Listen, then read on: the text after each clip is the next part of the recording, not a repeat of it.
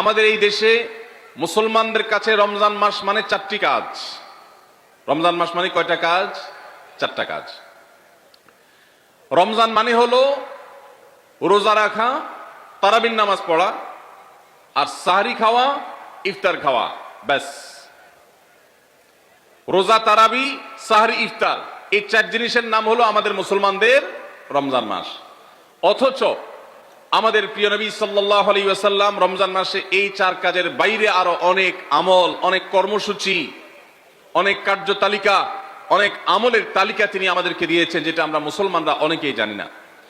তো আজ আমরা নবী করিম সাল্লাল্লাহু আলাইহি ওয়াসাল্লাম আমাদেরকে রমজান মাসে যে সমস্ত আমল করতে বলেছেন, আমরা সেই সমস্ত আমলের কথা আপনাদের সঙ্গে খুব সংক্ষেপে শেয়ার করব ইনশাআল্লাহ। কারণ আমি নবী করিম সাল্লাল্লাহু আলাইহি ওয়াসাল্লামের হাদিস থেকে এবং কোরআনে কারীম থেকেও 27টি আমলের কথা আপনাদের সঙ্গে শেয়ার করব ইনশাআল্লাহ, যার সবগুলোই রমাদানের জন্য স্পেশাল, তবে অনেকগুলো রমজানের বাইরের সময়ও আমাদের পালনীয় এবং করণীয়। আমি সাধারণত ওয়াজ করার পর কি করলাম সেটা আবার শুনি, ফিডব্যাক নেই। শুধু আমি ওয়াজ করে চলে যাব, পানি শেষে চলে যাব, মাছ ধরবো না, তা তো হয় না। এই জন্য আজকের ওয়াজের পরে মাছ ধরা হবে ইনশাআল্লাহ। ঠিক আছে তো ইনশাআল্লাহ? যে যত বেশি প্রশ্নের উত্তর দিতে পারবেন সে তত বড় মাছ, রুই কাতল হিসাবে বিবেচিত হবে ইনশাআল্লাহ। যদি আল্লাহ তাআলা আমাদেরকে মানুষ করে সৃষ্টি করেছেন, মাছের চেয়ে অনেক শ্রেষ্ঠ আমরা, শুধু বুঝার সুবিধার্থে বলা। আল্লাহ আমাদেরকে মনোযোগের সাথে শোনা এবং আমল করার তৌফিক দান করুন। ভাইরা আমার, রমাদান কেন্দ্রিক যে সমস্ত আমল, যে সমস্ত করণীয় আমাদের আছে, তার মধ্যে প্রথম করণীয় হলো শাবানের 29 তারিখে পশ্চিম আকাশে রমজানের চাঁদ তালাশ করা। এটা একটা আমল। কোন দিন চাঁদ তালাশ করবেন? শাবানের 29 তারিখ। এই বছর আমাদের দেশে শাবানের 29 তারিখ কবে হচ্ছে? রোজা কবে থেকে শুরু হচ্ছে? তাহলে 29শে শাবান সন্ধ্যায়, যেদিন থেকে রোজা হওয়ার সম্ভাবনা আছে, সেই দিন সন্ধ্যায় মাগরিবের আগে পশ্চিম আকাশের দিকে চাঁদ অনুসন্ধান করার চেষ্টা করে তাকাবেন। পশ্চিম আকাশে চাঁদ অনুসন্ধান করার জন্য যদি চেষ্টা করেন, একটু খোঁজার চেষ্টা করেন, চাঁদ দেখতে যদি পান তো ভালো। এমনকি যদি চাঁদ দেখতে নাও পান, চাঁদ দেখার চেষ্টা যে করেছেন এর কারণে আপনার আমল নামাতে সওয়াব লেখা হবে, একটা সুন্নত আদায় করার সওয়াব। ভাইরা আমার, আমরা আমাদের ছেলেবেলায়, আমাদের শৈশবে রমজানের আনন্দ আঁচ করতাম পশ্চিম আকাশের চাঁদ দেখে। ঈদের আনন্দের সূচনা এবং শুরুই হতো ঈদের চাঁদ দেখার মধ্য দিয়ে। এমন একটা সময় আমরা এখন এসে পৌঁছেছি যেই সময়ে সবাই চাঁদ তালাশ করে, কিন্তু সেটা আকাশে না, ফেসবুকে। ঠিক না ঠিক? চাঁদ কি ফেসবুকে উঠে না আকাশে উঠে? তাহলে সবাই যদি ফেসবুকে চাঁদ তালাশ করেন, আকাশে চাঁদ দেখবে কে? ও ইসলামী ফাউন্ডেশনের হেলাল কমিটি, চাঁদ দেখা কমিটির কিছু মানুষ, তাদের উপরে নির্ভর করে 18-20 কোটি মানুষ তারা ফেসবুকে তাকায় আছে। এটা খুবই দুর্ভাগ্যজনক একটা বাস্তবতা। নবী করিম সাল্লাল্লাহু আলাইহি ওয়াসাল্লামের হাদিসটা আমরা লক্ষ্য করি, তিনি বলেছেন, সুমু লিরুয়াতিহি ওয়া আফতিরু লিরুয়াতিহি। তোমরা চাঁদ দেখে সিয়াম সাধনা করবে, চাঁদ দেখে রমাদান উদযাপন করবে, চাঁদ দেখে রমাদানের ইবাদত বন্দেগী করবে, আর চাঁদ দেখে তোমরা ঈদ উদযাপন করবে। চাঁদ দেখে তিনি আমাদেরকে রোজা রাখতে বলেছেন। অতএব চাঁদ দেখতে হবে কি হবে না? ভাইরা আমার, বিলুপ্ত হওয়া মৃত প্রায় সুন্নাহগুলোর মধ্যে থেকে একটা হলো চাঁদ তালাশ করার সুন্নাহ। এটা ফরজে কিফায়া, মুসলিম সমাজের কেউ যদি না করে সবাই গুনাহগার হবে। এটা খুবই রিস্কি একটা বিষয়, দুর্ভাগ্যজনক একটা বিষয় যে 20 কোটি মানুষের রমজান মাত্র মুষ্টিমেয় কয়েকজন মানুষের দেখার উপর নির্ভর করবে। ভাইরা আমার, আমরা পশ্চিম আকাশে চাঁদ দেখার চেষ্টা করব ইনশাআল্লাহ। যদি চাঁদ দেখতে পান আপনি, তাহলে নবী সাল্লাল্লাহু আলাইহি ওয়াসাল্লামের সেখানে একটা দোয়া পড়বেন, আল্লাহুম্মা আহিল্লাহু আলাইনা বিল ইয়ুমনি ওয়াল ঈমান ওয়াস সালামাতি ওয়াল ইসলাম রব্বি ওয়া রাব্বুকাল্লাহ। চাঁদকে লক্ষ্য করে বলবেন, চাঁদের সাথে কথা বলবেন। চাঁদ আপনার কথা হয়তো বুঝবে না, কিন্তু আল্লাহর এরকম সৃষ্টি যারা আমাদের কথা বুঝতে পায় না, তাদেরকে লক্ষ্য করে কিছু বলার মানে হলো আপনি মূলত আপনার মনের আকুতিকে প্রকাশ করছেন। চাঁদকে লক্ষ্য করে নবী সাল্লাল্লাহু আলাইহি সাল্লাম চাঁদ দেখলে পড়তেন আল্লাহুম্মা আহিল্লাহু আলাইনা বিল ইয়ুমনি ওয়াল ঈমান। হে আল্লাহ, এই যে চাঁদ আমি দেখতে পাচ্ছি, এই চাঁদের পুরো মাসটাকে যে আমার জন্য বরকত এবং ঈমান দিয়ে পরিপূর্ণ করে দিন। এই চাঁদ পুরো মাস জুড়ে থাকবে, অতএব পুরো মাস জুড়ে এই চন্দ্র মাসে আমি আপনার কাছে আমার জীবনে প্রভূত বরকত, কল্যাণ এবং ঈমান আপনার কাছ থেকে চাই। ওয়াসসালামাতি ওয়াল ইসলাম, এবং আমি নিরাপত্তা চাই।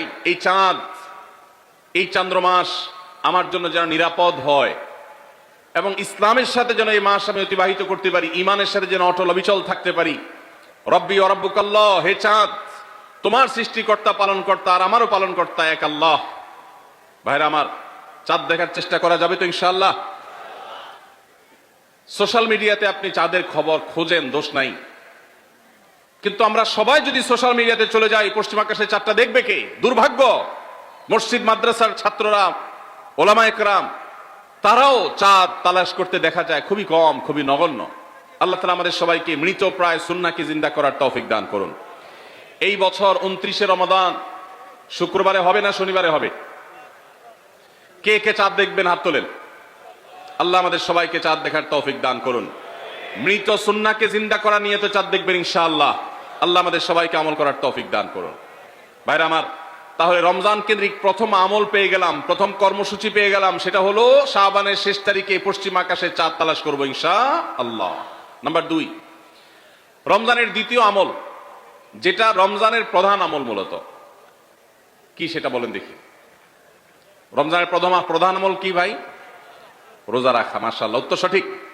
রমজান মাসের প্রধান আমল হলো রোজা রাখা। রোজা রাখার চাইতে এ মাসের বড় কোনো আমল হতে পারে না।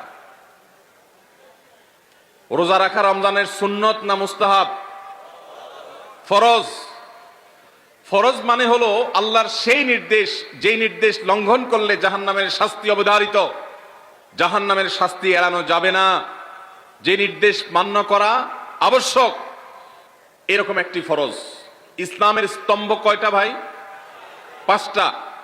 নবী করিম সাল্লাল্লাহু আলাইহি সাল্লাম বলেছেন বুনিয়াল ইসলামু আলা খামস। ইসলাম দাঁড়িয়ে আছে 5টি ফাউন্ডেশনের উপরে, 5টি খুঁটির উপরে, 5টি ভিত্তির উপরে। সেই 5টি ভিত্তির 1 নম্বর হলো শাহাদাতি আল্লাহ ইলাহা ইল্লাল্লাহ ওয়া আন্না মুহাম্মাদান রাসূলুল্লাহ। আল্লাহ ছাড়া ইবাদত এবং উপাসনার উপযুক্ত আর কেউ নাই, আর মুহাম্মদ সাল্লাল্লাহু আলাইহি সাল্লাম আল্লাহর পাঠানো রাসূল, এই কথার সাক্ষ্য মুখে দেওয়া, এটা হলো 1 নম্বর স্তম্ভ। স্তম্ভ নম্বর 2, 5 ওয়াক্ত নামাজ আদায় করা। স্তম্ভ নম্বর 3, যাকাত আদায় করা, যাদেরকে আল্লাহ সামর্থ্য দিয়েছেন, সচ্ছলতা দিয়েছেন। স্তম্ভ নম্বর 4, হজ করা। স্তম্ভ নম্বর 5, রমজানের রোজা রাখা। তবে অনেক হাদিসে রমজানের রোজাকে 4 নম্বরে আর হজকে 5 নম্বরে রাখা হয়েছে। তাহলে রমজান মাসের রোজা রাখা এটা শুধু ফরজ না, মৌলিক ফরজ।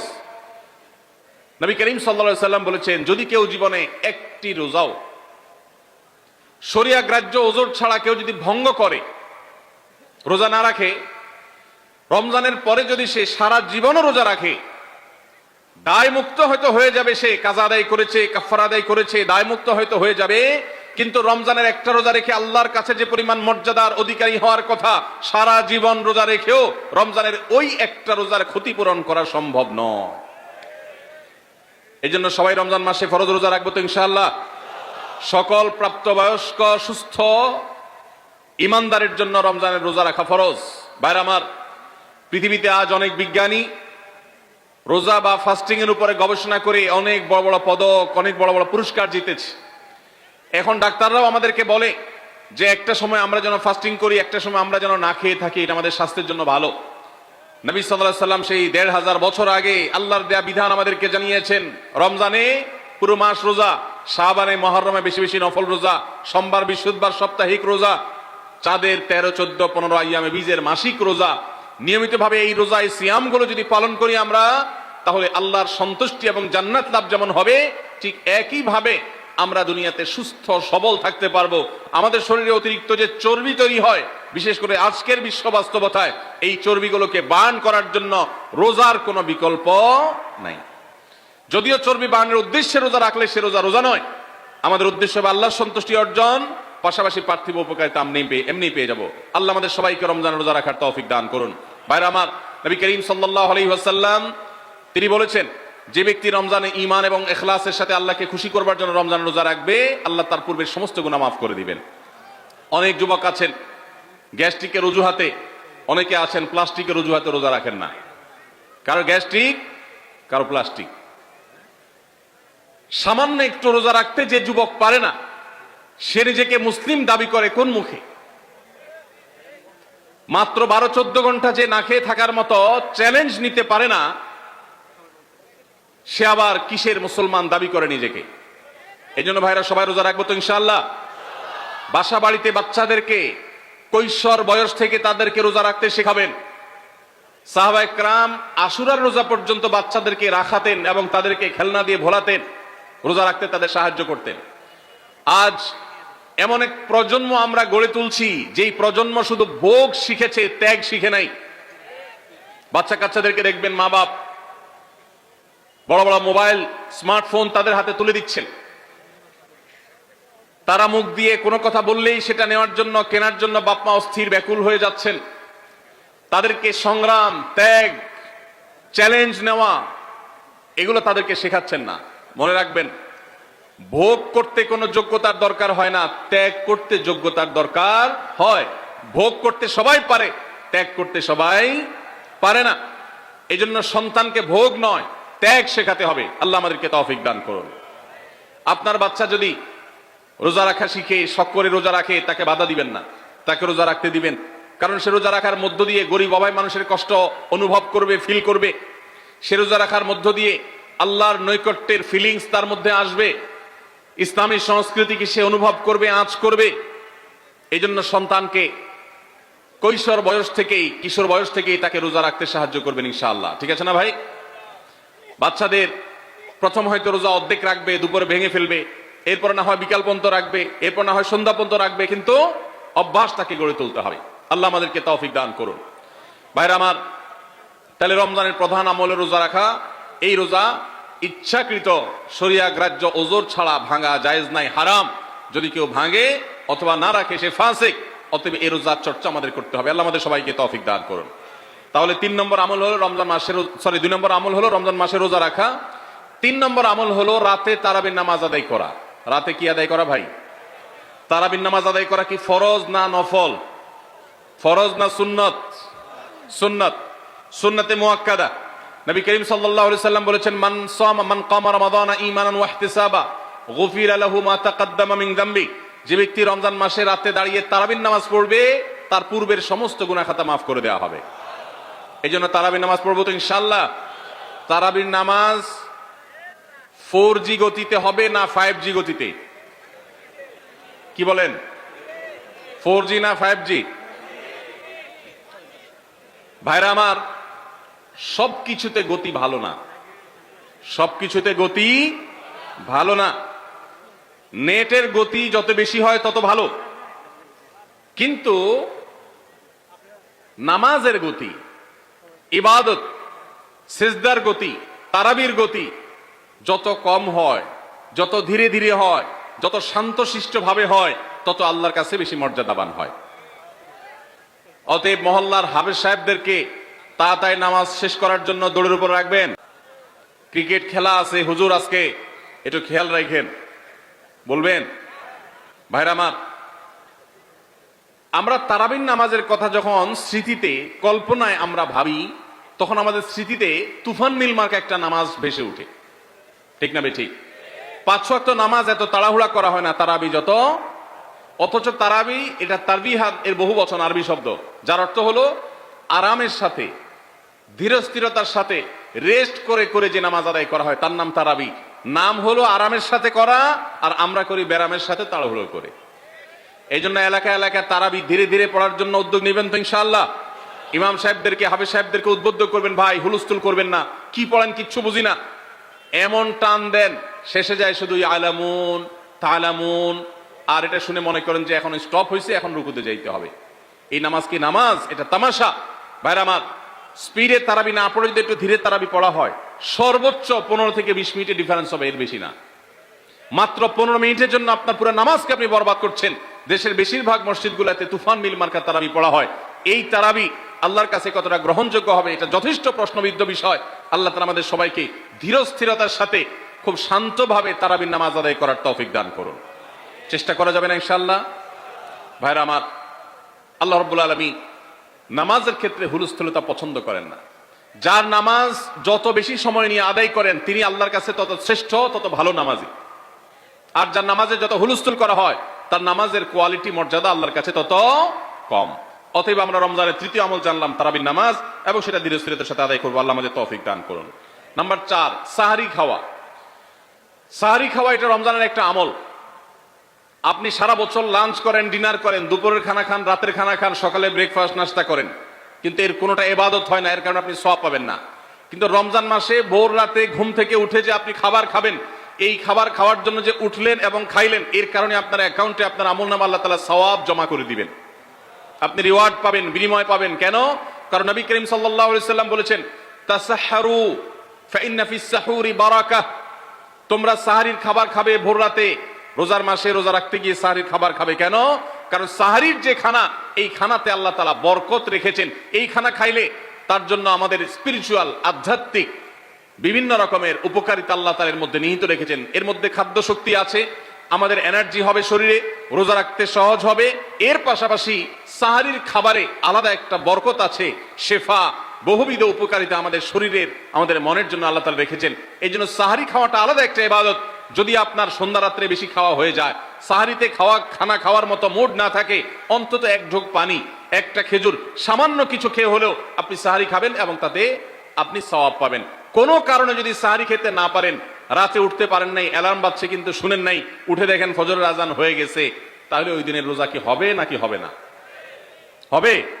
মাশাআল্লাহ, বগুড়া মানুষ মাসালা জানে, দেখা যায় রোজা হয়ে যাবে ইনশাআল্লাহ। কারণ এই সাহারি খাওয়াটা ফরজ না, ওয়াজিব না, এটা সুন্নাত। সুন্নাত ছুটে গেলে ইবাদত হয় না, ব্যাপারটা সেরকম না। 5 নম্বর আমল হলো, সাহারি তো খাবো ঠিক আছে, কিন্তু সেটা শেষ সময়ে খাওয়া, দেরিতে খাওয়া। সাহারি কি আগে খাবেন না শেষের দিকে খাবেন? শেষের দিকে। কেন? কারণ নবী করিম সাল্লাল্লাহু আলাইহি সাল্লাম বলেছেন, লা ইয়াজালুন নাসু বিখাইরিন মা আজ্জালুল ফুতুর ওয়া আখারুস সাহুর। এই উম্মত, মুসলিম জাতি ততদিন পর্যন্ত কল্যাণের উপর প্রতিষ্ঠিত থাকবে, তারা কল্যাণকে স্পর্শ করতে পারবে যতদিন পর্যন্ত তারা সাহারি তাড়াতাড়ি খাবে। না দেরিতে খাবে?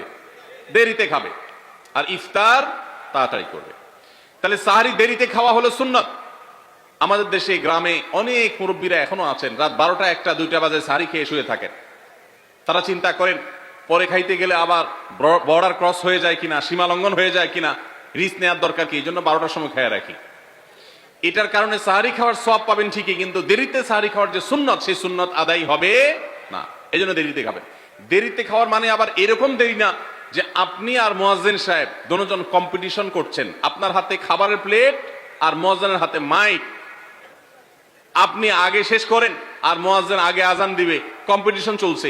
এত দেরি করে একেবারে লাস্ট মিনিট পর্যন্ত খাওয়া সুন্নত নয়। কথা কি বুঝাতে পারছি? কয়েক মিনিটের গ্যাপ রেখে তারপরে খাবার শেষ করবেন। কারণ নবী করিম সাল্লাল্লাহু আলাইহি সাল্লাম সাহারি খেয়ে শেষ করে ফজর নামাজ শুরু করতেন, এর মধ্যে 50টা আয়াত পড়ার মতো গ্যাপ রাখতেন, অর্থাৎ প্রায় 10 মিনিটের মতো একটা গ্যাপ থাকতো। এই জন্য আমরা একটা গ্যাপ রেখে তারপর সাহারি শেষ করব। অর্থাৎ ফজরের আজান যদি হয় উদাহরণস্বরূপ 5টা 25-এ বা 30-এ, তাহলে আমরা 2-4 মিনিট আগে সাহারি খেয়ে শেষ করবো ইনশাআল্লাহ। তাহলে সাহারি দেরি করে খাওয়া, শেষের দিকে খাওয়াটা সুন্নত। আল্লাহ আমাদেরকে আমল করার তৌফিক দান করুন। রমজান মাসে সাহারির নামে একটা নতুন নাটক শুরু হয়েছে এই দেশে, সেটার নাম হলো সাহারি পার্টি। আপনারা শুনেছেন? বিশেষ করে শহরের ছেলেফেলেরা, ইউ পোলাপান, তারা আজকাল ভোর রাতে বন্ধু বান্ধব সহ রেস্টুরেন্টে গিয়া সাহারি পার্টির আড্ডা বাইর করছে। শয়তানি এবং ফাইজলামির আর কোনো জায়গা নাই, সাহারির জন্য পার্টি বাইর করছে, তাও আবার ছেলে মেয়ে একসাথে মিলেমিশে। ভাইরা আমার, সাহারি খাওয়া ইবাদত, এবং সাহারির এই সময়টা দোয়া কবুলের সময়, তাহাজ্জুদের সময়। আল্লাহ তাআলা দুনিয়ার আকাশ থেকে ডেকে ডেকে বান্দাকে ক্ষমা করেন। এই সময়টাতে আড্ডাবাজি করা, এটা হতভাগা ছাড়া আর কারোর কোনো কাজ হতে পারে না। এরপরে 6 নম্বর আমল হলো ইফতার করা। রোজা রেখেছেন কিন্তু ইফতার করেন নাই, রোজা হয়ে যাবে কিন্তু সুন্নাত আদায় হবে না। এই জন্য ইফতার করা একটা সুন্নাত। আল্লাহ তাআলা আরহামুর রাহিমিন, এমন একটা মাস রমজান মাস, সারা বছর কিন্তু আমরা নাস্তা করি, সারা বছর যেটা নাস্তা করি রমজানে সে নাস্তাই করি। পার্থক্য হলো সারা বছর নাস্তা করি সকালে, রমজানে নাস্তা করি সন্ধ্যায়। মানুষ দীর্ঘ সময় না খেয়ে থাকার পরে যে খাবার খায় সেটাকেই ব্রেকফাস্ট বলে, সেটাকেই নাস্তা বলে। আরবিতে যে ইফতার বলা হয়, এই ইফতার শব্দের অর্থ কিন্তু নাস্তা। ইফতার শব্দের অর্থ কি? নাস্তা। সারা বছর নাস্তা খেলে কোনো সওয়াব হবে, কিন্তু রমজান মাসে আপনি যদি সারাদিন উপবাস থাকার পর সন্ধ্যায় ব্রেকফাস্ট করেন অর্থাৎ ইফতার করেন, তাহলে আল্লাহ তাআলা আপনাকে সুন্নাত পালন করার সওয়াব দিবেন। এই জন্য ভাই ইফতার করা একটা সুন্নাত। 7 নম্বর, ইফতার আবার তাড়াতাড়ি করা আরেকটা সুন্নাত। এটা 7 নম্বর আমল, ইফতারটা একটু তাড়াতাড়ি করা। তাড়াতাড়ি করা মানে কি? সূর্য ডুবার 2-4 মিনিট আগে। কি বলেন? তাহলে তাড়াতাড়ি কেমনে হলো? তাড়াতাড়ি মানে হলো সূর্য ডুবার সাথে সাথে করা, বিলম্ব বা দেরি না করা। নবী করিম সাল্লাল্লাহু আলাইহি ওয়াসাল্লামের হাদিস আবারও আমরা স্মরণ করি। তিনি বলেছেন, লা ইয়াজালুন নাসু বিখাইরিন মা আজ্জালুল ফুতুর ওয়া আখারুস সুহুর।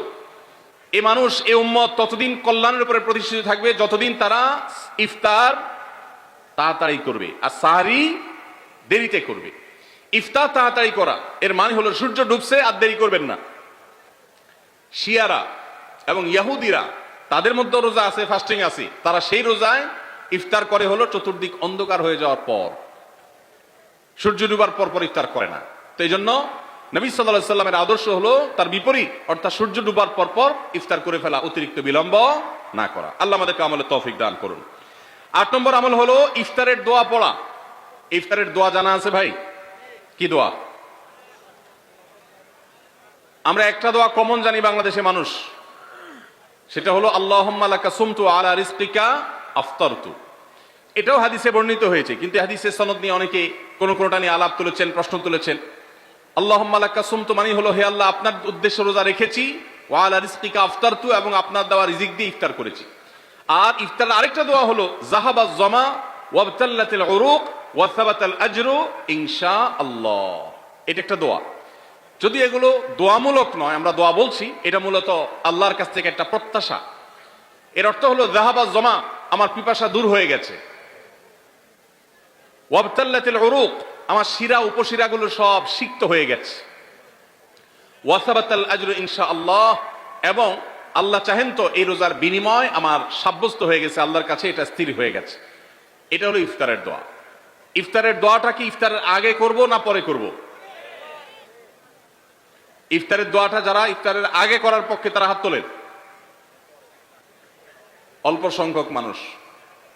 আর বাকিরা সবাই কি পরের পক্ষে না মাঝখানের পক্ষেও আছেন লোক? সব পরের।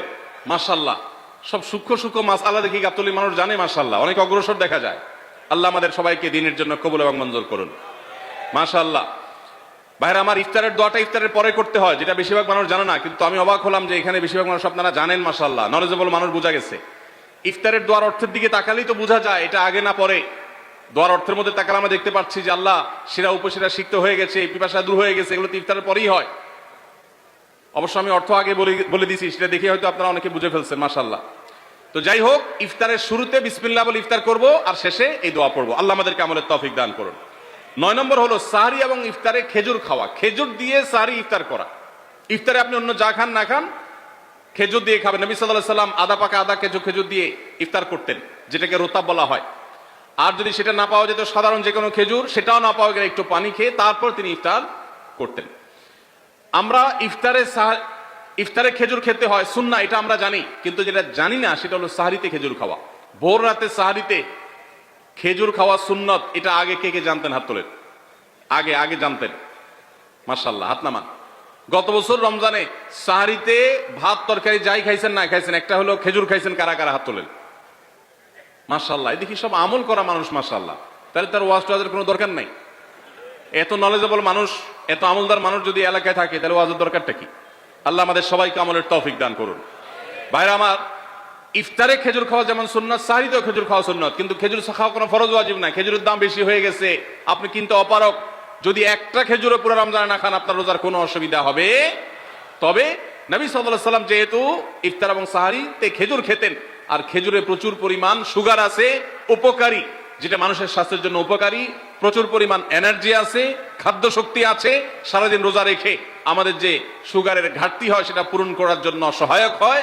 এই জন্য সাহরি এবং ইফতারে খেজুর খাওয়া এমনিতেও উপকারী। আর নবী সাল্লাল্লাহু আলাইহি ওয়াসাল্লামের সুন্নাহ, তিনি বলেছেন নি'মা সাহুরুল মুমিনি আত-তামার, ইমানদারের সাহারির আইটেমের মধ্যে সবচেয়ে বেস্ট উত্তম হলো খেজুর। এই জন্য অন্য যাই খান না খান একটু হলো, এক পিস হলো খেজুর খাবেন, ইনশাআল্লাহ সুন্নাত আদায় করার নিয়তে খেলে এই খেজুর সুন্নাতটা আদায় হয়ে যাবে, আল্লাহ তাআলা চাহেন তো। তাহলে 9 নম্বর আমল পেলাম হলো সাহরি এবং ইফতারিতে খেজুর খাওয়া। 10 নম্বর আমল হলো সকল প্রকার পাপাচার বর্জন করা, গুনাহের কাজ থেকে বিরত থাকা। এইটা হলো রমজান মাসের দ্বিতীয় সর্বোচ্চ গুরুত্বপূর্ণ আমল। সিরিয়ালে আমরা 10 নম্বরে বলেছি, কিন্তু 27টা রমজানের স্পেশাল আমলের মধ্যে সবচেয়ে গুরুত্বপূর্ণ আমল হলো রোজা রাখা, আর দ্বিতীয় সর্বোচ্চ গুরুত্বপূর্ণ আমল হলো সব ধরনের পাপাচার বর্জন করা, গুনাহের কাজ ত্যাগ করা। যদি কেউ রমজানে রোজা রাখে আবার চোখ দিয়ে হারাম জিনিস মোবাইলে দেখে, স্ক্রিনে দেখে, পত্রিকার পাতায় দেখে, অফলাইনে দেখে, পর্নোর দিকে তাকায় থাকে, সে যদি কান দিয়া হারাম জিনিস শুনে, গান বাদ্য এই সমস্ত কিছু সে যদি উপভোগ করে, তাহলে তার এই রোজা আর উপোস থাকার মধ্যে কোনো পার্থক্য। মনে রাখবেন, রোজা শুধু পেটের হয় না, রোজা চোখের হয়, রোজা কানের হয়, রোজা হাতের হয়, রোজা মুখের হয়, রোজা শরীরের প্রত্যেকটা অঙ্গ প্রত্যঙ্গের হয়। একজন মানুষ যখন তার পুরো শরীরের রোজা করে, সে যখন সকল অঙ্গ প্রত্যঙ্গ দিয়ে আল্লাহর আনুগত্য করে, আল্লাহর নাফরমানি থেকে বেরিয়ে আসে, তখন সে সত্যিকারের রোজাদার হয়। আর যে শুধুমাত্র দিনের বেলায় পানাহার বর্জন করে, যৌনাচার বর্জন করে, আর সমস্ত পাপাচার অপকর্ম সে যথারীতি অন্য সময়ের মতো রমজান মাসেও করে, এই রোজাদার পেটের রোজা রেখেছে কিন্তু তার শরীরের অন্য অন্য অঙ্গ প্রত্যঙ্গগুলো আল্লাহর কথা শুনে নাই, সো সেগুলো কিন্তু রোজা রাখে নাই। এই রোজা আল্লাহর কাছে মাকবুল এবং গ্রহণযোগ্য রোজা হতে পারে না। অতএব আমরা রমজান মাসে সব ধরনের গুনাহের কাজ বর্জন করবো তো ইনশাআল্লাহ। প্রিয় ভাইরা আমার, রোজা কিন্তু আমাদের সাথে কথা বলে। রোজার ভাষা আমরা অনেকে জানি না, কি বলে সেটা অনেকে বুঝি না, কিন্তু রোজা আমাদের সাথে কথা বলে। কি কথা? সিয়াম শব্দের অর্থ, আমরা যেটাকে রোজা বলছি সেটা কোরআনের ভাষায় বলা হয় সিয়াম, হাদিসে বলা হয়েছে সেটাকে সওম বা সিয়াম। এই সওম বা সিয়াম একই শব্দ, এর অর্থ হলো বিরত থাকা। এর অর্থ হলো কি ভাই? বিরত থাকা, ব্রেক দিতে জানা। আল্লাহ রাব্বুল আলামিন রোজার মতো ইবাদত দিয়েছেন আমাদেরকে জীবনে ব্রেক দেওয়ার অভ্যাস গড়ে তোলার জন্য। আমরা যেন ব্রেক দিতে শিখি, আমরা যেন থামতে শিখি, আমরা যেন নিজেদেরকে নিয়ন্ত্রণ করতে শিখি। ইসলামের যে বৈশিষ্ট্য, ইসলামের যে বিউটি, ইসলামের যে সৌন্দর্য, সেটা হলো ইসলাম পৃথিবীর মানুষকে আত্মনিয়ন্ত্রণ করবার কথা বলে। আজ ভোগবাদী পৃথিবীর যেদিকে তাকাবেন, চতুর্দিকে দেখতে পাবেন শুধু ভোগের হাতছানি। দুনিয়াটা মস্ত বড়, খাও দাও আর ফুর্তি করো, শুধুমাত্র ফুর্তি ফুর্তি এবং ফুর্তি, ভোগ এবং ভোগ এবং ভোগ। গোটা পৃথিবী আপনাকে ভোগের কথা বলবে, ত্যাগের কথা বলবে না। ইসলাম আপনাকে ত্যাগের কথা বলে। আপনি ঈদ উদযাপন করবেন, ঈদ উল ফিতর, সেখানে পর্যন্ত ইসলাম বলে আগে গরিবের বাসায় ফিতরা পৌঁছাবে, তারপর তুমি ঈদগাহে যাবে, ঈদের আনন্দ করবে। আপনি কোরবানির ঈদে পশু জবাই করে গোশত খাবেন, উৎসব করবেন, ইসলাম বলে ভালো কথা, তুমি উৎসব করবে, তোমাকে উৎসব করতেই দেওয়া হয়েছে, কিন্তু আগে গরিবের বাসায়ও গোশত পাঠাবে ঈদের, সেটা নিশ্চিত করবে, তার পাশাপাশি তুমি ঈদ উদযাপন করবে। আমরা যে রমজানের রোজা রাখি, এই রোজা আমাদেরকে বিরত থাকার কথা বলে। সেই বিরত থাকাটা কি? সেটা হলো আমরা যখন রোজা রাখি আমাদের পিপাসা হয়, আমাদের ক্ষুধা লাগে, পিপাসা হয়, আবার হাতের সামনে হয়তো পানিও আছে। আমার ক্ষুধা লাগে, হাতের সামনে হয়তো খাবারও আছে, কেউ দেখছেও না, সিসি ক্যামেরাও নেই, বদ্ধ রুমে কক্ষের মধ্যে, কিন্তু আমি রোজাদার। কোন রোজাদার রোজার মধ্যে খায়, পান করে? কেন? কারণ সে জানে আল্লাহ নিষেধ করেছেন। আমরা যখন ইফতার সামনে নিয়ে বসে থাকি সন্ধ্যাবেলায়, ভাইরা আমার, সারা বছর নাস্তা তো আল্লাহ তাআলা কম হোক বেশি হোক সবাইকে করার তৌফিক দেন, আমরা সবাই তো কম বেশি নাস্তা করি সারা বছর। আপনি যদি বুফে গিয়ে 100 আইটেমের নাস্তা দিয়েও আপনি খাবার গ্রহণ করেন, সকালের ব্রেকফাস্ট আপনি খান, ইফতারের সময় মাত্র 2-4টা আইটেম নিয়ে বসে থেকে আযানের জন্য, সূর্য ডুবার জন্য যে অপেক্ষা করেন, ওই অপেক্ষার সময় যে অবর্ণনীয় স্বাদ আর তৃপ্তি পাওয়া যায়, পৃথিবীর সমস্ত খাদ্য গ্রহণের মধ্যেও এই তৃপ্তি বা স্বাদ নাই। নবী সাল্লাল্লাহু আলাইহি ওয়াসাল্লাম সেজন্য বলেছেন, লিসসাইমি ফারহাতান, রোজাদার ব্যক্তিকে দুটি আনন্দ দেওয়া হয়, ফারহাতুন ইনদা ফিতরি ওয়া ফারহাতুন ইনদা লিকাই রাব্বি। একটা আনন্দ হলো ইফতারের সময়, অবর্ণনীয়, ভাষায় প্রকাশ করবার অযোগ্য। কি ভালো লাগা কাজ করে ইফতারের জন্য আমরা বসে আছি, খাবার সামনে আছে রকমারি, শীতল শরবত সামনে আছে, রকমারি খাবারের পসরা সাজানো আছে টেবিলে, দস্তরখানে, এদিকে পেটে ক্ষুধাও আছে, কিন্তু আমরা মিনিট গুনছি, আমরা সময় দেখছি, ঘড়ির দিকে তাকিয়ে আছি সূর্য কখন ডুববে। সূর্য ডুবেছে আর সাথে সাথে আমরা ইফতার করছি। এই যে আল্লাহর নির্দেশের অপেক্ষা, ইসলাম রোজার মাধ্যমে আমাদেরকে সেই শিক্ষাটা দিতে চায়। রোজা আমাদের সাথে সেই কথা বলে যে দেখো, তুমি জীবনে বিরত থাকতে শিখো, গোটা পৃথিবী তোমাকে ভোগ শিখাবে, ইসলাম তোমাকে ত্যাগ শিখাবে, ইসলাম তোমাকে কন্ট্রোল করা শিখাবে। আমাদের তরুণদের চরিত্রকে নষ্ট করবার জন্য, তাদেরকে নানাভাবে উস্কানি দেওয়ার জন্য, বিনোদনের নামে, নিউজের নামে, বিজ্ঞাপনের নামে, বিভিন্ন নামে অশ্লীল নানা দৃশ্য, খোলামেলা দৃশ্য তাদের সামনে দেখানো হয়, ভোগের আহ্বান করা হয়। ইসলাম বলে, হে মুসলিম তরুণ, তোমার চোখের এরিয়ার মধ্যে কোনো পরনারী, কোনো সুন্দরী নারী পড়ে গেছে, তুমি আঁচ করতে পেরেছ, সাথে সাথে তোমার দৃষ্টিকে তুমি নিয়ন্ত্রণ করো, অবনত করো। কুল্লিল মুমিনিনা ইয়াগুদ্দু মিন আবসারিহিম ওয়া ইয়াহফাযু ফুরুজাহুম। আল্লাহ বলেছেন, হে রাসূল বলে দিন ঈমানদার পুরুষদেরকে, তারা যেন তাদের চোখগুলোকে নামিয়ে রাখে, তাদের সম্ভ্রমকে তারা সংরক্ষণ করে। মনে রাখবেন, যা খুশি তা করতে পারা এটা যোগ্যতা নয়। নিজেকে নিয়ন্ত্রণ করলাম, যা খুশি তা করব না, এর নাম হলো যোগ্যতা।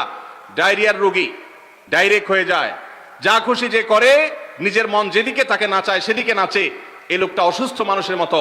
আর মুসলিম যুবক, মুসলমান মানুষ, নারী পুরুষ, সে নিজেকে নিয়ন্ত্রণ করে। আল্লাহ এটা হারাম করেছেন, আমার মন চায়, চাইলেই আমি সেটা নিতে পারি, কিন্তু আমি নেব না। আমি একটা জিনিস ধরতে পারি, আল্লাহ হারাম করেছেন, সেজন্য আমি ধরবো না। এই শিক্ষাটা রমজান আমাদেরকে দেয়। অতএব রমজানের সবচেয়ে গুরুত্বপূর্ণ আমল হলো এই 10 নম্বর আমল, সেটা হলো পাপাচার বর্জন করা। নবী সাল্লাল্লাহু আলাইহি সাল্লাম বলেছেন, যে ব্যক্তি রমজানে রোজা রাখলো আর পাপাচার বর্জন করলো না, তাহলে এই রোজা রাখার উপোস থাকার ভিতরে কোনো পার্থক্য নাই। আল্লাহ আমাদের সবাইকে রমজান মাসে রোজা থেকে সকল হারাম, সকল নাজায়েজ কাজ, সকল গুনাহের কাজ ছাড়ার তৌফিক দান করুন, বলুন আমিন। ভাইরা আমার, 11 নম্বর আমল হলো অধিক পরিমাণ দোয়া করা। রমজান মাসে রোজা রেখে আমরা বেশি বেশি দোয়া করব। চলতে ফিরতে, উঠতে বসতে দোয়া করতে পারেন। আমাদের মায়েরা অনেকে শুনছেন আমাকে, রমজান মাসে আপনি গৃহস্থলী কাজ করছেন, রান্না বাড়া করছেন, ঘর ঝাড়ু দিচ্ছেন, আর মনে মনে আল্লাহর সাথে কথা বলেন। দোয়া মানে আল্লাহর সাথে কথোপকথন। আল্লাহ, আপনি আমাকে মাফ করে দেন, আমার বাবাকে মাকে মাফ করে দেন, সন্তানগুলোকে হেদায়েত দান করেন, চোখের পানি ফেলেন। নিয়মতান্ত্রিক দোয়া, বসে বসে হাত তুলে দোয়া করবেন কেবলামুখী হয়ে। আবার চলতে ফিরতে, উঠতে বসতে, এমনকি ওযু নাই সে অবস্থায় দোয়া করবেন। নবী সাল্লাল্লাহু আলাইহি সাল্লাম বলেছেন, 3 ব্যক্তির দোয়া ফিরিয়ে দেওয়া হয় না। কয় ব্যক্তির দোয়া? সালাতুন লা তুরাদ্দু দাওয়াতুহুম। 3 শ্রেণী মানুষের দোয়া ফিরিয়ে দেওয়া হয় না। এর ভিতরে এক শ্রেণী হলেন মাজলুম, কারোর জুলুমের শিকার হয়েছে। এই ব্যক্তি জালেমের বিরুদ্ধে যে তার মনের আকুতি থাকে, বদদোয়া থাকে, আল্লাহ সুবহানাহু ওয়া তাআলা এটা ফিরিয়ে দেন না। এইজন্য পৃথিবীর ইতিহাসের কোন জালিম আপনি দেখাতে পারবেন না যেই জালিমকে আল্লাহ ছেড়ে দিয়েছেন, আল্লাহ ছাড় দিয়েছেন কিন্তু চূড়ান্ত ভাবে ছেড়ে দিয়েছেন, এমন কোন জালিম আপনি দেখাতে পারবেন না। এই জন্য ভাই, কখনো কোন অবস্থাতে কারোর প্রতি আমরা জুলুম করব না। আল্লাহ আমাদেরকে সেটা মানার তৌফিক দান করুন। তাহলে 3 ব্যক্তির দোয়া কবুল হয়, ফেরত দেওয়া হয় না। তার ভিতরে একজন হলো মাজলুম, যার প্রতি আপনি জুলুম করেছেন, সে আপনার বিরুদ্ধে যে বদদোয়া করে, এটা লাগবেই লাগবে, আজ হোক আর 2 দিন পরে হোক। নাম্বার 2, মুসাফির, যে ব্যক্তি সফরে আছে, সফররত অবস্থায় সে যদি দোয়া করে, সে দোয়া আল্লাহ তাআলা কবুল করেন। 3 নম্বর হলো রোজাদার ব্যক্তি, আসসাইম হাত্তা ইফতির, রোজাদার ব্যক্তি সারাদিন ভর রোজা করলে, ইফতার রাগ পর্যন্ত, সারাদিন দোয়া করলে ইফতার রাগ পর্যন্ত তার দোয়া কবুল হয়। এই জন্য রোজা রেখে আমরা বেশি বেশি আল্লাহর কাছে দোয়া করবো ইনশাআল্লাহ। চলতে ফিরতে, উঠতে বসতে মনে মনে আল্লাহর সাথে কথা বললেন, চাওয়া তাওয়াকে পেশ করলেন, বাস এটাই হলো দোয়া। এটা হলো আমাদের রমজান মাসের 11 নম্বর আমল, বেশি বেশি দোয়া করা। 12 নম্বর আমল হলো মিথ্যা এবং কাজ পরিহার করা। রমজানের সকল পাপাচার তো পরিহার করবই, বিশেষভাবে মিথ্যা কথা, মিথ্যা কাজ পরিহার করা। কারণ নবীজি সাল্লাল্লাহু আলাইহি ওয়াসাল্লাম এটার জন্য আলাদা নির্দেশ করেছেন। তিনি বলেছেন, মাল্লাম ইয়াদা কাওলা যুরি ওয়াল আমালা বি ফালাইসা লিল্লাহি হাজা আন ইয়াদা তাআমাহু ওয়া শারাবা। যে ব্যক্তি রমজানের রোজা রেখে মিথ্যা কথা, মিথ্যা কাজ ছাড়লো না, তার উপোস থাকায় আল্লাহর কোনো ঠেকা পড়ে নাই।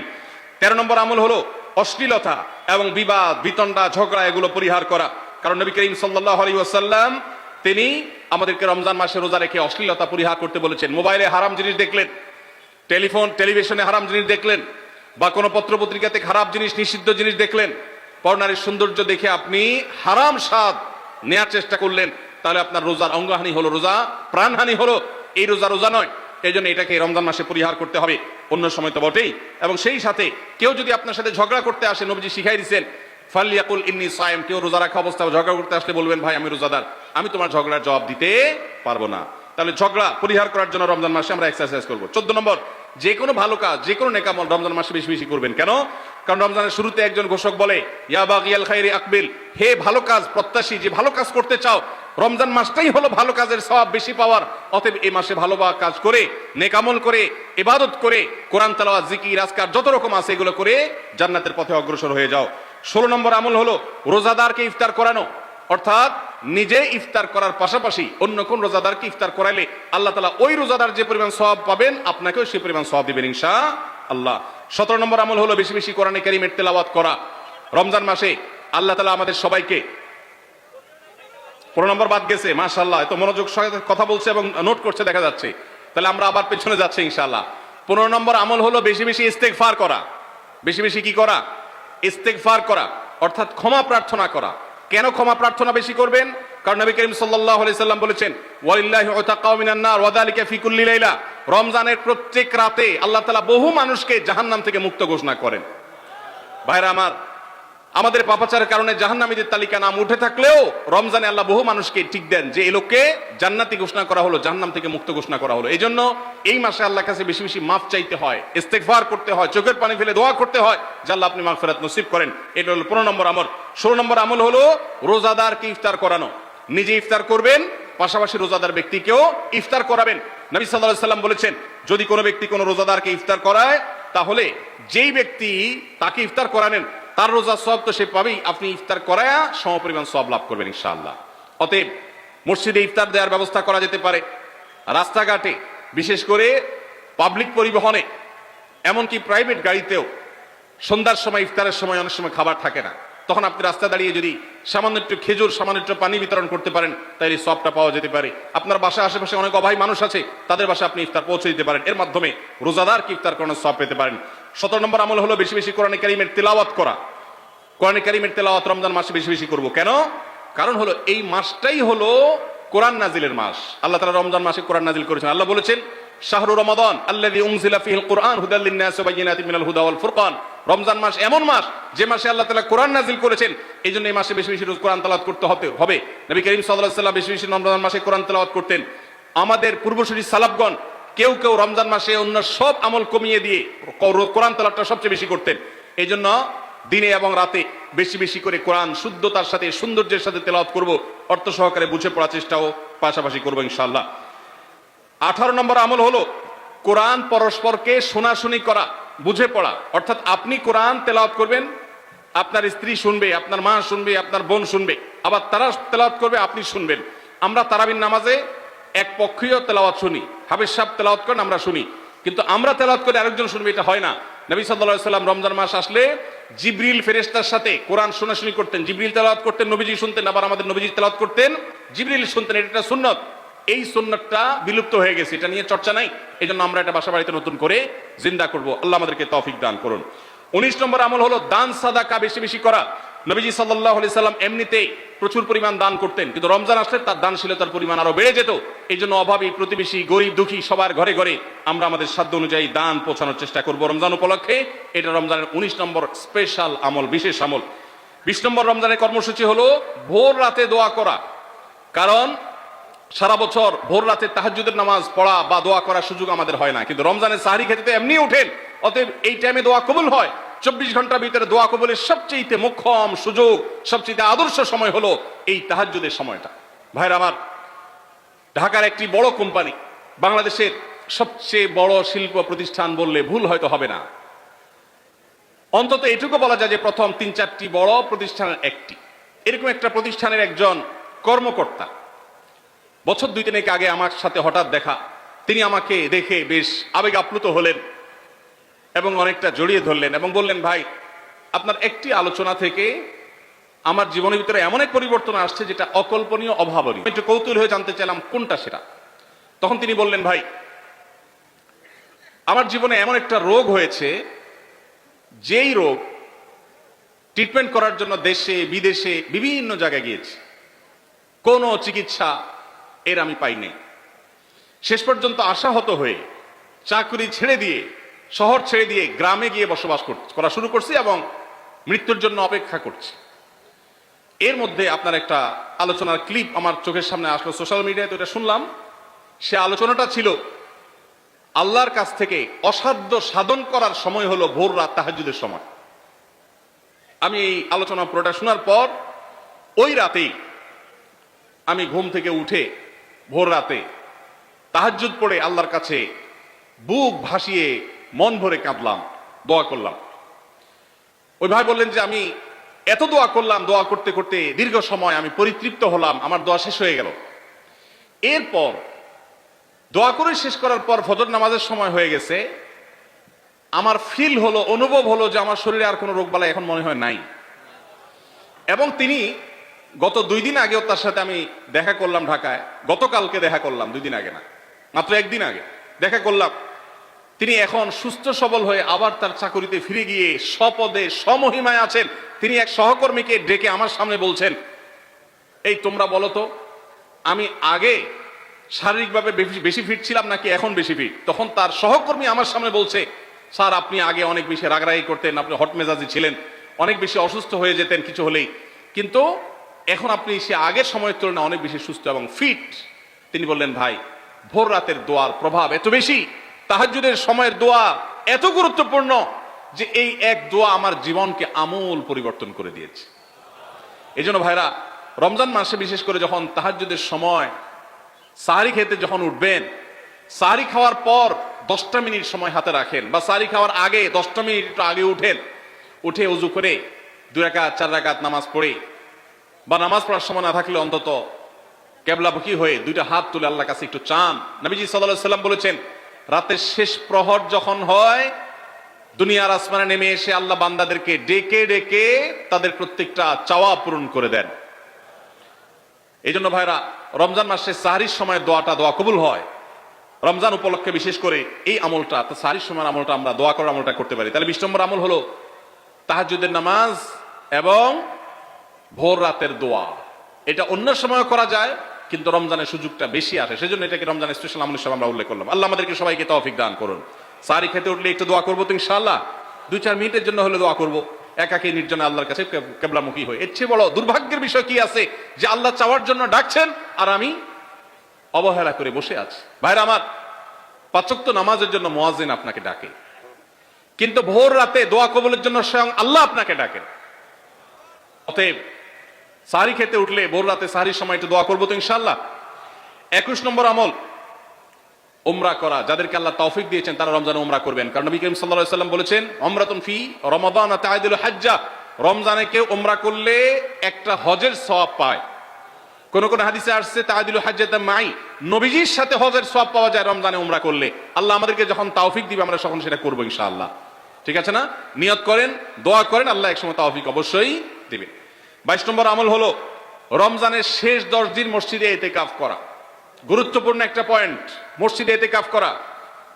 খুব মনোযোগ দিয়ে শুনি।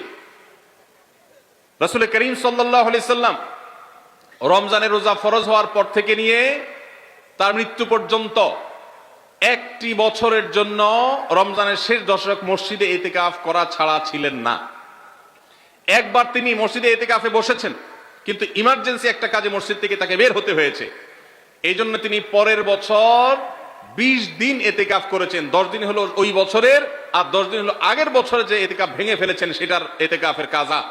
তার মানে হলো নবীজির জীবনে কখনো ইতিকাফ 1 বছর একটা রমজান মাসেও ছাড়েন নাই। এত গুরুত্বপূর্ণ আমল যে রমজানের এই আমলটা তিনি কখনোই ছাড়েন নাই। দুর্ভাগ্য আমাদের, এখানেও হয়তো বেশিরভাগ মুসলমান আমরা জীবনে একবারের জন্য রমজানের শেষ 10 দিন ইতিকাফ করি নাই। যে আমল নবীজি জীবনে কখনো ছাড়েন নাই সেটা আপনি জীবনে একবারও করেন নাই। এর চাইতে বড় হতভাগা উম্মত আর কি হতে পারে? ভাইরা আমার, 3টি আমলের নগদ তৃপ্তি আমি অন্তত অনুভব করি।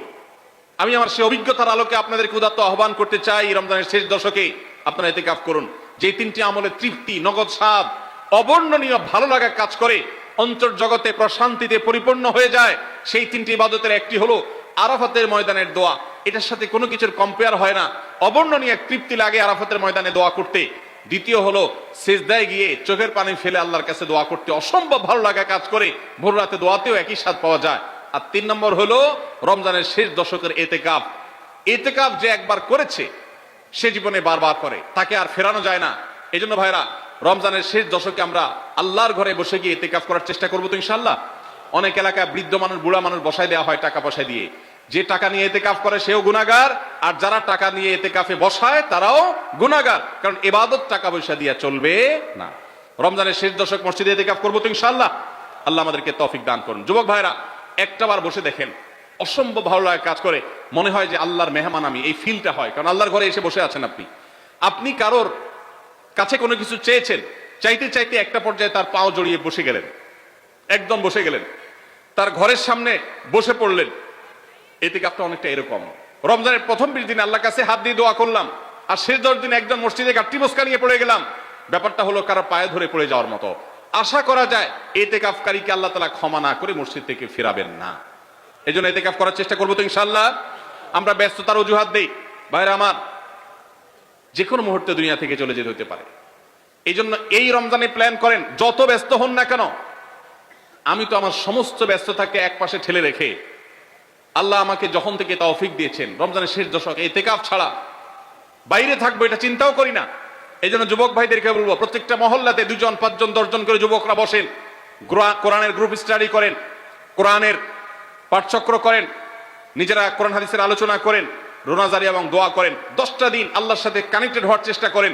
12 মাস ইবাদত, দাওয়াতের কাজ, ইসলামের কাজ করবেন, ইনশাআল্লাহ সেখানে বরকত পাবেন। রমজানের শেষ দশকে ইতিকাফ করবেন তো ইনশাআল্লাহ। আল্লাহ আমাদের সবাইকে তৌফিক দান করুন। 23 নম্বর আমল হলো শেষ দশকে ইবাদতের মাত্রা বাড়িয়ে দেওয়া। আমরা উল্টাটা করি। আমাদের দেশে রমজানের প্রথম দশকে মসজিদ ফুল হয়ে, বারান্দা ফুল হয়ে, রাস্তায়ও মুসল্লি দাঁড়ায়। আর 10 রমজান চলে গেলে 20 রমজান পর্যন্ত বাহিরের মুসল্লি কমতে কমতে বারান্দার মুসল্লি কমে ভিতরে চলে আসে। আর শেষ 10 দিনে আসলে, ঈদের দিনগুলো যখন কাছে আসে, তখন 5 ওয়াক্ত নামাজের ওই নিয়মিত মুসল্লি ছাড়া বাকিগুলো সব উধাও হয়ে যায়। নবী সাল্লাল্লাহু আলাইহি ওয়াসাল্লাম কি করতেন? তার উল্টাটা। আমাদের আয়েশা বলেছেন, কানা ইয়াজিতাহিদু ফীহি মা লা ইয়াজিতাহিদু ফী গায়রি। আমাদের নবীজি সাল্লাল্লাহু আলাইহি ওয়াসাল্লাম রমজানের শেষ দশকে ইবাদতের জন্য যত কষ্ট করতেন, যত সাধনা করতেন, অন্য কোন সময় ইবাদতের জন্য এত সাধনা করতেন না। অথচ আমরা দেখা যায় শেষ দশক অবহেলা কাটাই। এই জন্য ভাইরা, শেষ দশকে ইবাদতের পরিমাণ আরো বাড়িয়ে দিতে হবে, আমলের পরিমাণ বাড়িয়ে দিতে হবে। এটাই আল্লাহ তাআলার নির্দেশনা, সেটাই রমজানের শেষ দশকের আমল। 24 নম্বর আমল হলো শেষ দশকে পরিবারকে ঘুম থেকে ডেকে তোলা। এটা আলাদা সুন্নাহ। নবী সাল্লাল্লাহু আলাইহি ওয়াসাল্লাম রমজানের শেষ দশকে কানা ইযা দাখালাল আশর আহইয়া লাইলা ওয়া আইকাযা আহলা। তিনি পরিবারকে ঘুম থেকে ডেকে তুলতেন এবং স্ত্রী সঙ্গ ত্যাগ করতেন। শেষ দশক কোমর বেঁধে ইবাদত করতেন। এটা 24 নম্বর আমল। তাহলে শেষ দশক পরিবারকে ঘুম থেকে ডেকে তোলা। নবীজি অন্য কোন সময় ঘুম থেকে ইবাদতের জন্য ডাকতেন না, নফল নামাজ যার ইচ্ছা সে পড়বে, যার ইচ্ছা পড়বে না। কিন্তু শেষ দশক এত বড় অফার, এত বড় সুযোগ, কারণ লাইলাতুল কদর শেষ দশকে আছে। এই জন্য এই দশকে ইবাদতের জন্য পরিবারকে তিনি ডেকে তুলতেন। তারা শুয়ে থাকুক, তিনি এটা সহ্য করতেন না। এই জন্য 24 নম্বর আমল হলো রমজানের শেষ দশকে পরিবারকে ঘুম থেকে ডেকে তোলা এবং স্ত্রী সঙ্গ ত্যাগ করা শেষ দশকের জন্য। 25 নম্বর আমল হলো লাইলাতুল কদর অনুসন্ধান করা। রমজানের শেষ দশকের প্রত্যেকটা রাতে কিন্তু শবে কদর হতে পারে, বিশেষ করে বেজোড় রাতে 21, 23, 25, 27, 29 এই রাতগুলোতে লাইলাতুল কদর হওয়ার সম্ভাবনা অনেক জোরালো। সৌদি আরবের মানুষ তাদের বেজোড় রাতে তালাশ করবে, আমরা আমাদের বেজোড় রাতে তালাশ করব ইনশাআল্লাহ। নবীজি সাল্লাল্লাহু আলাইহি ওয়াসাল্লাম বলেছেন যে তাহাররাউ লাইলাতুল কদর ফিল বিত্রি মিনাল আশরিল আওয়াখির মিন রমাদান। রমজানের শেষ দশকের বেজোড় রাতগুলোতে তোমরা শবে কদর হতে পারে সে আশা বেশি বেশি করে ইবাদত বন্দেগী করো। লাইলাতুল কদরের ইবাদতকে আল্লাহ বলেছেন লাইলাতুল কদরে খায়রুম মিন আলফি শাহর। 1000 মাস, 1000 মাস ইবাদত করলে যে সওয়াব পাওয়া যাবে, লাইলাতুল কদরের এক রাতের ইবাদতের সওয়াব তার চাইতে বেশি হবে। সেই রাত কোনটা আল্লাহ নির্দিষ্ট করেন নাই। এজন্য শেষ দশকের প্রত্যেকটা রাতেই ইবাদত করার চেষ্টা করা, স্পেশালি বেজোড় রাতগুলোতে। 26 নম্বর আমল হলো লাইলাতুল কদরের আশায় বিশেষ দোয়া পড়া। সেটা কি? আল্লাহুম্মা ইন্নাকা আফুউন তুহিব্বুল আফওয়া ফাআফু আন্নী। আল্লাহ আপনি ক্ষমাশীল, আপনি ক্ষমাকে ভালোবাসেন, অতএব আমাদেরকে ক্ষমা করে দিন। এটা রমজানের শেষ দশকের প্রত্যেক রাতেই পড়বেন। যে রাতটা একটু শান্ত শিষ্ট, একটু শীতল, একটু বৃষ্টিভাব, একটু লাইলাতুল কদরের আবহাওয়া বোঝা যায়, সেই রাতকে লাইলাতুল কদর আশা করে, প্রত্যাশা করে বেশি বেশি দোয়া পড়বেন, আল্লাহুম্মা ইন্নাকা আফুউন তুহিব্বুল আফওয়া ফাআফু আন্নী। তাহলে 26 নম্বর আমল হলো লাইলাতুল কদরের দোয়া পড়া। আর 27 নম্বর সর্বশেষ আমল হলো ফিতরা আদায় করা। অর্থাৎ রমজান মাসের রোজাতে যদি ভুল ত্রুটি হয়, এটা রিফাইন্ডের কাজ হয়ে যায়, রিফ্রেশমেন্টের কাজ হয়ে যায় ফিতরার মাধ্যমে। প্রত্যেক সচ্ছল ব্যক্তি তার নিজের পক্ষ থেকে, নিজের স্ত্রী এবং নিজের ছোট বাচ্চাদের তরফ থেকে ফিতরা আদায় করবেন। প্রাপ্তবয়স্ক সন্তান থাকলে তারা তাদেরটা আদায় করবে, আর না হলে বাপু তাদেরটা আদায় করতে পারে। ফিতরা স্বরূপ গরিবদের বাসায় একদিনের খাবার এটা পৌঁছে দিতে হবে। এটা হলো ফিতরা। ঈদের নামাজের আগ পর্যন্ত এটা আদায় করার নির্দেশ নবী সাল্লাল্লাহু আলাইহি ওয়াসাল্লাম দিয়েছেন। তাহলে 27 নম্বর আমল হলো ফিতরা আদায়। এটার মাধ্যমে রমজানের আমল শেষ হয়ে যাবে।